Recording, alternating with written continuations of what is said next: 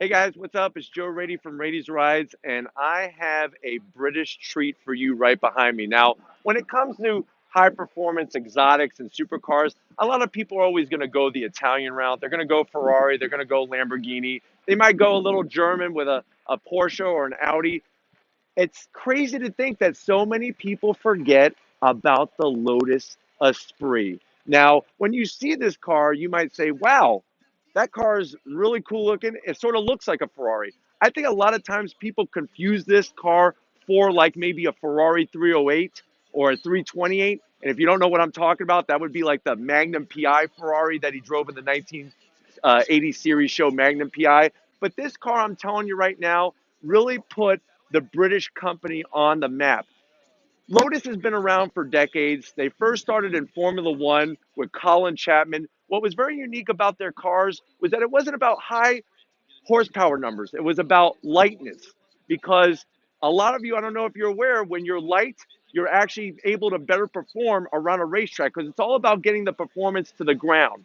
You could see with this styling, this is where you start to see those pop up headlights that became so popular going into the 1980s and throughout the 1990s. I miss the pop up headlights. I think the styling, it's so clean.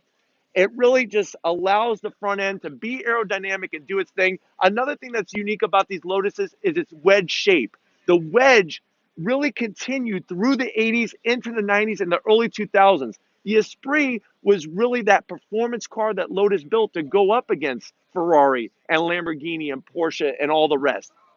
This car, you had two different options. You could the way you could get it. You could get it naturally aspirated, which this one is, or you could get eventually with a turbocharger. Now, obviously, the turbocharged ones are going to be able to produce more power, but there's nothing wrong still with a nice naturally aspirated engine. The thing that you don't get with a turbocharged engine is you get that nice linear power delivery. You know, with a lot of turbocharged cars, you have to wait for the boost to come in, and then that's when all of a sudden the car takes off. With this, you press on that gas, it's going to be nice and linear through the whole power band. But let me focus back on the front here. You can see that traditional Lotus emblem. I really, really like that. Goes all the way back to, like I said, Colin Chapman and the Formula One days. If you are a James Bond fan, this car was featured in a couple James Bond movies. So it really, really was an iconic car throughout the 80s and 90s. And then when you see it, we're at this event. There's lots of great cars. It still stands out. People are drawn to it like a moth to a flame. Let's go ahead and take a look at the side here. I really, really love these colors. The red with the black trim. This is what the styling was all about, and that's why you see it on this car. You can see that the owner still has the original style wheels. And like I said before, back then it wasn't about 20-inch wheels and 18-inch wheels. This is what performance was at the time, and that's why the guys and girls that could throw these cars around a track were making the business done because it is not easy to just ring these types of things out. Whereas today we have all these fancy gizmos and gadgets. You push a couple buttons and the car almost drives itself.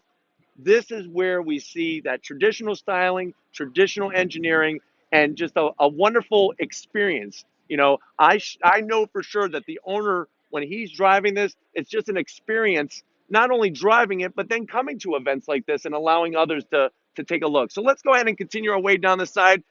You could see just how low there's that British Union Jack flag on the fender. I really, really like the touches like that. That lets you know, hey, this isn't Italian. It's not German. It's from England. And England does make some great performance cars. Check out the inside there. You could see the simplicity. I love how low the seats are. It's all about center of gravity. When you're sitting that low, the center of gravity is perfect for balance. You can see that traditional wooden shift knob there in the center console. And as you can see, no airbags, nothing like that. A nice, clean grip steering wheel. I really, really love the styling that Lotus was doing back then with these cars. Let's go ahead and take a look at the back.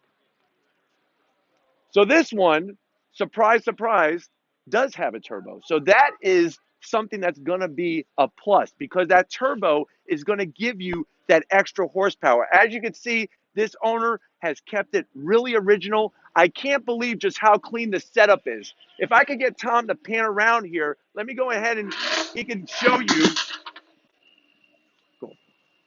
he could show you the turbocharger sitting right there behind the left fender.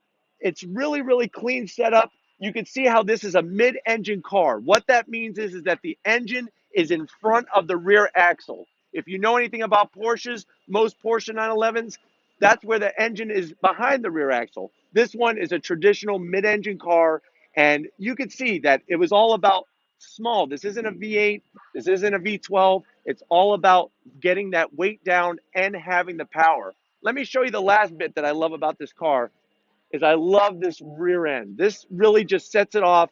It lets you know that it is a Lotus, but even if this wasn't here, I'm telling you, if you look for the cues of the lenses on the lights, the little kick up here, this tells you that this is a Lotus Esprit.